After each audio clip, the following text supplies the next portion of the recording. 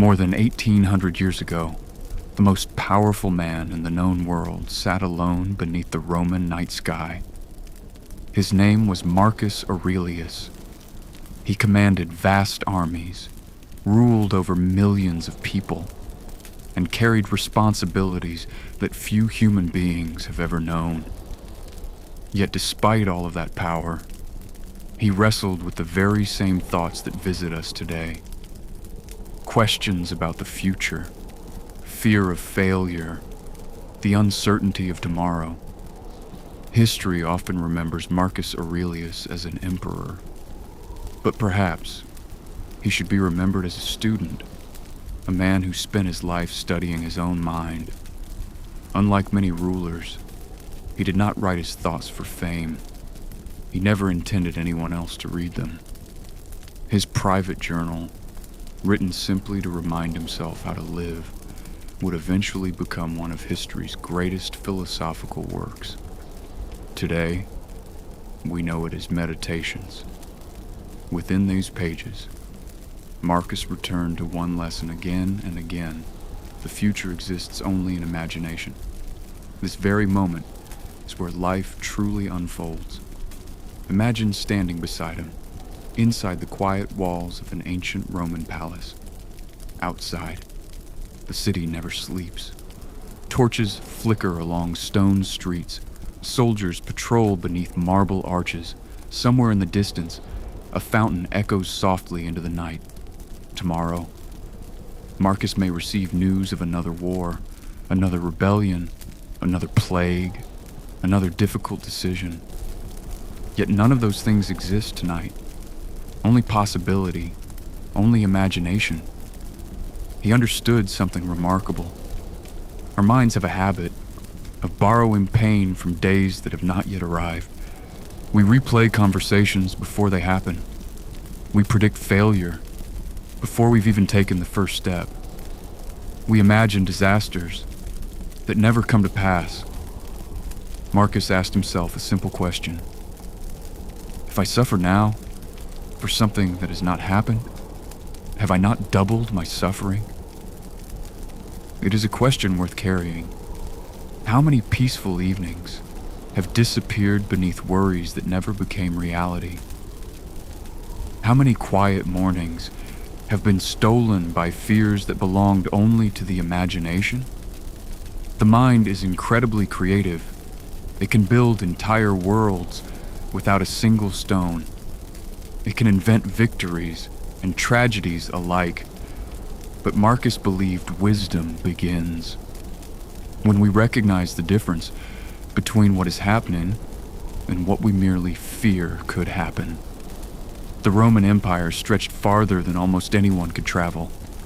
Across deserts, mountains, forests, endless seas. Messengers sometimes spent weeks, bringing news from distant provinces. Marcus could not know what tomorrow's message would contain. No emperor could, yet he still chose to greet each day without surrendering today's peace to tomorrow's uncertainty. There is something deeply comforting in that. If the ruler of an empire could not predict tomorrow, perhaps we were never meant to. Perhaps certainty was never the goal. Perhaps peace was. Marcus often reminded himself that nature unfolds without hurry. The stars never rush across the heavens. The moon does not fear tomorrow's sunrise. The seasons never argue about what comes next. Everything arrives when it is time. Human beings alone often attempt to live weeks, months, or even years ahead of ourselves. We leave the present behind and build homes inside imagined futures. Yet those futures change with every passing hour. One unexpected conversation can rewrite an entire year. One opportunity can appear where none existed before. One act of kindness can change the course of a lifetime. The future is more flexible than our worries allow us to believe. Marcus understood this, and perhaps that is why he returned his attention again and again to the only place where life could actually be lived. The present moment. Marcus Aurelius believed that every morning we are given only a single day, not an entire lifetime, not next year, not 10 years from now, just this one day. When we begin carrying the weight of hundreds of imagined tomorrows, even the smallest task can begin to feel impossible. Imagine a Roman soldier preparing for a long journey. If he insisted on carrying every supply he might ever need for every possibility, his pack would become so heavy that he could barely take a single step. Instead, he carried only what was necessary for that day's march. Tomorrow's provisions would be gathered tomorrow. Marcus believed our thoughts should travel the very same way. Carry today's responsibilities, leave tomorrow for tomorrow. There is a quiet freedom in accepting that not everything can be solved tonight. Some answers require time, others arrive only after patience, and many worries simply disappear without ever asking for permission. Think back to a fear you once believed would change your entire life. Perhaps it was an interview, an exam, a difficult conversation, or a decision that seemed impossible. At the time, it may have felt enormous, yet now it has become only another memory. How many sleepless nights were spent worrying about something that no longer holds power over you? Marcus noticed that our minds rarely remember the thousands of fears that never became reality. Instead, we remember only the few that did. This creates an illusion that worry somehow protects us. But does it? Did worrying ever stop the sunrise? Did anxiety ever shorten the storm? Did fear ever convince tomorrow to change its plans? Marcus would likely answer, no. Worry does not prepare us nearly as much as wisdom does. Wisdom looks carefully, observes clearly, acts calmly, then lets go. Perhaps this is why Marcus admired nature so deeply. He often reflected on rivers, trees, stars, and changing seasons, not because they were beautiful, although they certainly were, but because nature never argued with reality. Winter does not resist spring. Autumn does not fear summer. The ocean does not become angry because the tide must leave the shore. Everything moves according to its own rhythm. Human beings often become exhausted trying to control what has never belonged to them. The opinions of strangers, the weather, the economy, the choices of other people, even time itself. Marcus gently reminded himself again and again that peace begins the moment we stop demanding that life obey our expectations. There is a remarkable sentence found within his writings. It can be understood like this. You have power over your own mind, not over outside events. Imagine how much lighter life becomes once those words are truly understood. No longer must every unexpected event feel like a personal attack. No longer must every inconvenience ruin an entire day. Instead, each moment becomes an invitation to practice calmness, to practice patience, to practice perspective. Marcus did not believe that difficult things would stop happening. He simply believed that we always possess the ability to choose our response. Even beneath dark skies, the stars remain far above the clouds. Even during winter, spring quietly prepares itself beneath frozen ground. And even during uncertain seasons, the human spirit can remain steady. Not because life becomes easy, but because wisdom becomes stronger. Marcus understood that every sunrise offers another opportunity to begin again. Yesterday's mistakes need not become tomorrow's identity. One peaceful decision made today can begin changing an entire future. Perhaps that is the greatest gift of the present moment. It is never too late to think differently, never too late to become calmer, never too late to set down the unnecessary burdens we have carried for far too long, and perhaps that journey begins with something as simple as one quiet thought. I do not need to solve tomorrow before tomorrow arrives. Marcus Aurelius also carried with him another quiet realization, one that many people spend an entire lifetime avoiding. Life is temporary. Every emperor before him had eventually become a memory. Every great general, every wealthy merchant, every celebrated philosopher had watched their own time slowly pass. Marcus did not find this thought depressing. He found it freeing. Because when we remember that life is limited, we begin to notice how precious ordinary moments truly are. A warm sunrise, the laughter of a friend, rain falling gently outside a window, the comfort of returning home. These simple things often escape our attention because we assume they will always be waiting for us tomorrow. Marcus reminded himself not to make that assumption. He believed that every ordinary day is quietly extraordinary, not because something remarkable happens, but because we are fortunate enough to experience it at all. Imagine walking through ancient Rome just before sunrise. The streets are nearly empty. Stone buildings glow softly beneath torchlight. Merchants prepare their stalls. A baker places fresh bread into a warm oven. A soldier quietly begins another watch. Nothing dramatic, nothing historic, just ordinary people living ordinary lives. Marcus believed that wisdom begins when we learn to appreciate these unnoticed moments. How often do we rush through today, thinking happiness belongs somewhere else, after the next promotion, after more money, after the weekend, after next year? Yet tomorrow has a strange habit of becoming another tomorrow, and another, and another.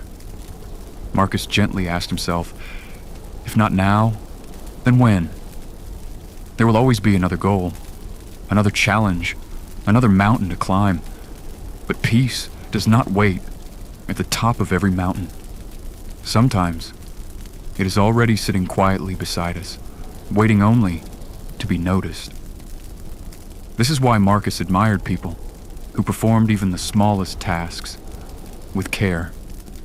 A craftsman shaping wood, a gardener tending flowers, a parent teaching a child, each one fully present, fully alive, not because the task was extraordinary, but because their attention was. Marcus believed that attention is one of life's greatest gifts. Whatever receives your attention receives your life. If your attention belongs only to imagined disasters, your days become filled with imagined suffering.